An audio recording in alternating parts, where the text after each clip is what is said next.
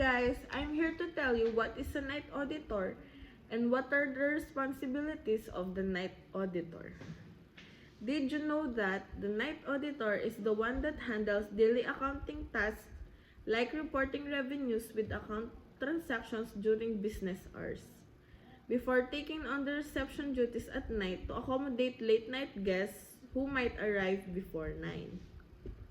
Now let me tell you what are the responsibilities of a night auditor.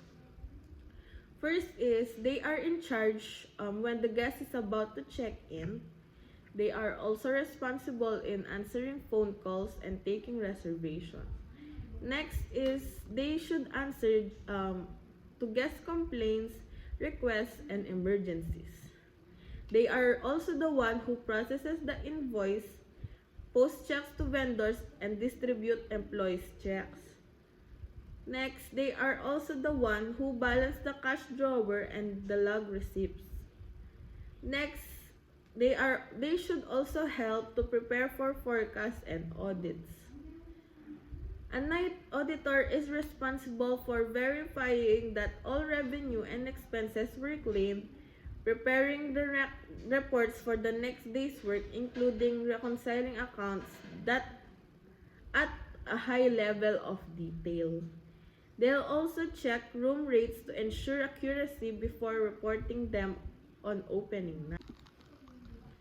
I'm also here to tell you some ways to handle intoxicated guests. Do your best to deal with each situation without putting yourself at risk. First thing to do is, of course, you should stay calm no matter what the guests will say.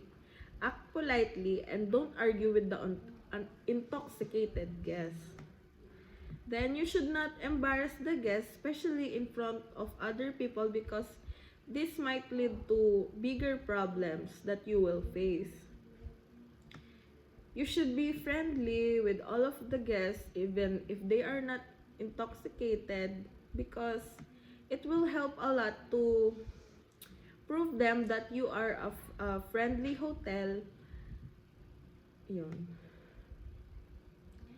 Then when the intoxicated guest is angry or what mood are they in, acknowledge them, but also remind them that you are responsible for their safety and you don't want to see them get hurt or get in trouble.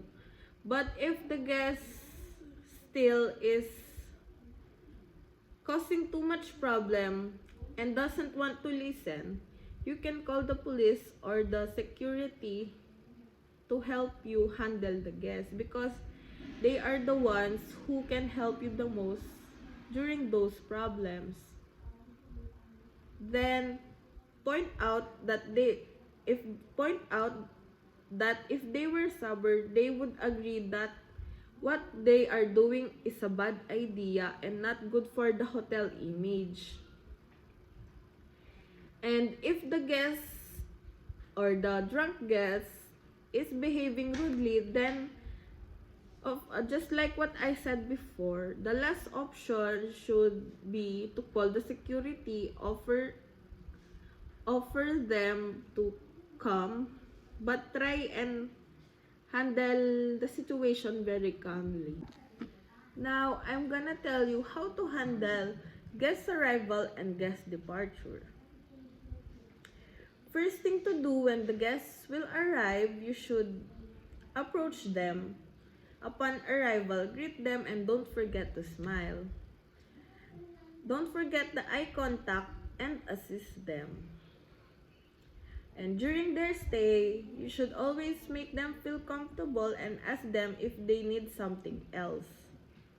You should be the first one to approach the guests. Then, when guest departure is about to happen, don't forget to greet them even though they are already about to leave the hotel. This is also where you will ask the housekeeping department to check the room. Some complaints might happen if you don't do your part well.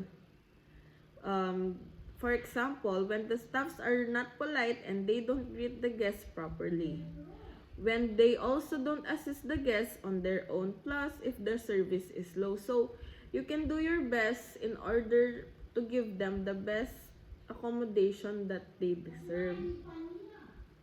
Then during their stay, if the rooms are not clean enough and there are many complaints about their stay, when their expectations didn't exceed, and that might lead to bad reviews for the hotel, and it's not good for the hotel image.